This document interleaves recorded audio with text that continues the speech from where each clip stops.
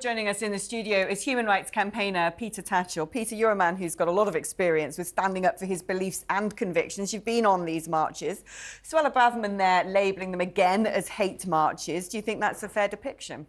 I've been on the pro-Palestinian marches. I've never seen a single placard supporting Hamas. I've never heard a single person calling for jihad or anything anti-Semitic. These are fabricated claims.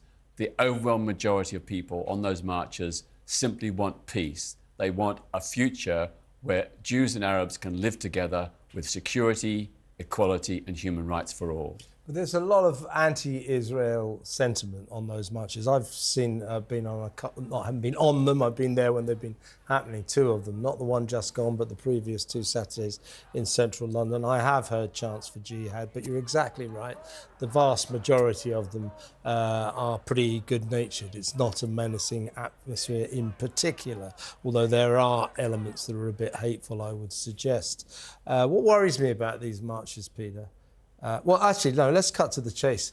I'm assuming that you do not call for this march, the pro-Palestinian march, on Armistice Day to be cancelled, to be banned. We live in a democracy where people are entitled to protest peacefully, even if they hold views that you or I may find reprehensible. That's part of what democracy is about. I think this planned protest on the 11th of November, it's simply because it's a Saturday, and Saturday is when the marches are being held. Armistice Day is not being targeted specifically. But I think it is a great honour to the principles and ideals of the armistice that the march will be calling for an armistice in Israel, Gaza. I think this is a way in which we can honour what those people died for all those years ago by today calling for an armistice, for a ceasefire, to save lives. You know, more than 10,000 people, mostly civilians, have been killed by the Israeli bombardment, including more than 4,000 children. Whatever you think about either side, that's so wrong. We have to have a ceasefire. We have to have negotiations. We have to have the release of those hostages. That's the priority. I mean, I'm glad you actually used the words whatever you think about either side, because it seems to me it's becoming reductive. You're on one side or the other.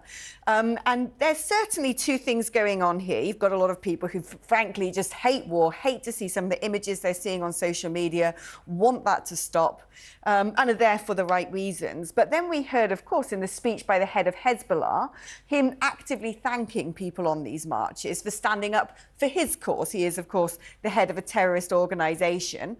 And UK intelligence warning that Iran is certainly, in part, geeing up certain activists, certain radical clerics, certain faux charities to try and whip up dissent and foment unrest in this country. So when two things are happening at the same time, how on earth should the government be managing this? Well, I think it's very clear that the vast majority of people on the pro-Palestine marches have no time for Hamas. It is a dictatorship. It's homophobic, it's sexist, there's no right to free speech or assembly, there's no right to protest, no right to form trade unions, no right to strike. Hamas jails Palestinians who criticise it. It jails and tortures them and sometimes murders them. So I do think the pro-Palestinian marchers do need to speak out more against Hamas. You know, not only because it murdered all those Israeli civilians, innocent civilians, but also because it oppresses Palestinian people. Hamas is a dictatorship. It's a tyranny. It won an election in 2006 based on minority support. Most people in 2006 voted against Hamas, but it's been in power ever since and refused to hold further elections. In Gaza, the most recent poll in 2021 found that only 27% of the Gaza population supported Hamas. That's a vast majority, more than two-thirds against Hamas. And I bet, in the wake of recent events, support for Hamas has even plummeted even further. So collectively punishing all the people of Gaza for the crimes of Hamas is unconscionable and morally wrong. What worries me, Peter, is that having seen a couple of these marches, you know, there's no criticising the commitment of a great many of them, but some of them, it strikes me, they just don't know what they're talking about. as you say, there is this reticence to criticise Hamas. There is this reticence to admit that October the 7th even happened, that somehow or other everything evil is Israel's fault and everything good is Palestine's fault. Well, if Hamas represent Palestine, which they don't, but they are in control of the Gaza Strip, then everything about the Palestinian cause is not good. A word from you about how there are significant numbers of these people on these marches who I just don't think they know what they're talking about. I don't understand, for example, the organisation Queers for Palestine, which stands up for LGBTQ rights in Palestine. Well, you'll be lucky. Certainly under Hamas, I mean, for members of the LGBTQ community be going rah, rah Palestine and effectively rah, rah Hamas is counterproductive on so many levels, is it not?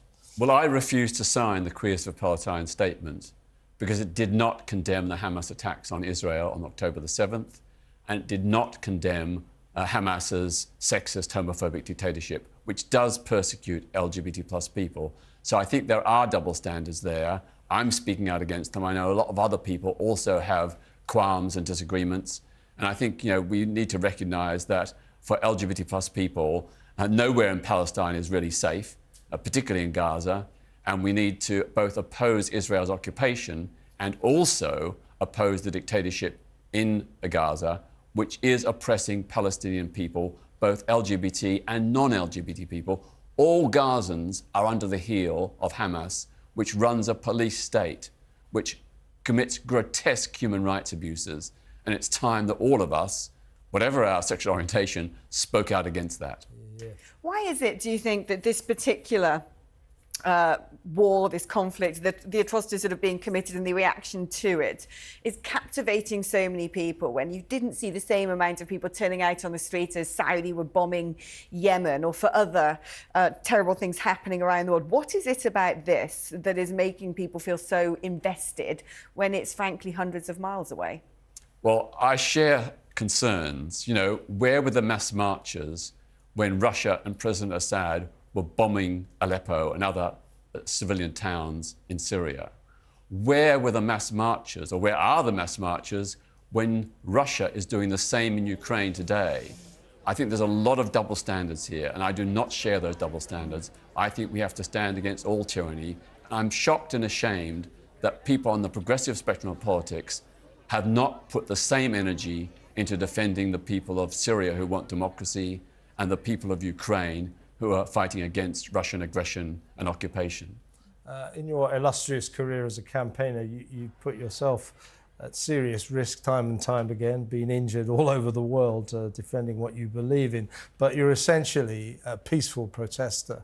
I'm assuming that when you say that you believe in this pro-Palestinian march going ahead on Armistice Day, say they did walk down Whitehall, we don't know where they'll be allowed to go, although we're hearing that the route may be from Hyde Park to Nine Elms, which doesn't seem to take Whitehall in, so we don't know the details of that yet. But I'm presuming, say they do all congregate in Whitehall, I'm presuming... Can I just assure you? Yeah. The march is not going anywhere near Whitehall or the Senate House. That's already agreed weeks ago. There's no doubt it will not go near the Senate House. Well, there will be no disrespect. There'll be no insults to the war dead. The march is taking a completely different route far away. Yeah, that was the essence of my question. It's good to hear what you're saying there. I wasn't quite across the latest. And that's quite right. I support that. But I was going to say, what you are in favour of, yeah, if you like, the two events happening simultaneously with respect. Absolutely. And, I have on many occasions attended Armistice Day and Remembrance Day events to commemorate those who gave their lives. Whether we agree with particular wars or not, that's not the point. People gave their lives, and those who gave their lives, and those who were disabled or wounded, they also need remembrance as well. And I will be supporting Remembrance Sunday, as I always do. How do we, or how do you, as someone who is an eminently clever man, a decent man, a man who wants to stand up for principle, essentially, square the circle that part of these marches, little fringes, how do you deal with these people who stand outside shops like Marks and Spencer because it was founded by a Jewish family and start shouting essentially at a shop and has these sort of horrible tropes and undertones of anti-Semitism? How do you manage to get your message across and crowd out those people? Well, I think you're right. They are a very tiny, unrepresented minority, and I totally condemn that. You know, we must have no truck with any form of anti-Semitism. Collectively blaming Jewish people for what Israel does is anti-Semitic. It's totally abhorrent and wrong. But I think you'll find that overwhelmingly, in all these different protests for Palestine, people are not attacking the Jewish community. They are not doing anything that could be construed as anti-Semitic, and they are supporting the many Jewish people inside Israel who also want a just peace where Jews and Arabs can live together in equality, peace, security, and with human rights. There's a surprisingly small number of Jewish people in this country, less than, or fewer than 300,000. However, you know, they're concentrated in various areas, near where I live, up in North London. And I know lots of them, my neighbours, and they don't feel safe at the moment. A few words from you, if you will, about their feeling, that they're feeling a kind of overtones or undertones, if you like, of 1930s Germany. The feeling of a country that is, shall we say, not running smoothly. Some might say spinning out of control. People looking for people to blame, and the age-old people that people blame in these conditions are Jewish people. They are worried, they are scared, they don't feel safe. That is a very worrying situation in modern Britain, is it not? I agree it's worrying, and I empathise with the Jewish community. You know, I ask them to be reassured that the vast majority of people who are on these pro-Palestine marches have no axe to grind against Jewish people. It's against what Israel is doing, not the Jewish state, not the Jewish community. It's the government in Israel that's the villain. And of course, there are many people in Israel who disagree with their own government, who want to see a just peace, who want to see a ceasefire. And the marchers are supporting that. And I just think that we do need to acknowledge that anti-Semitism has been on the rise, shockingly so, and we need to speak out against it. We need to defend the Jewish community.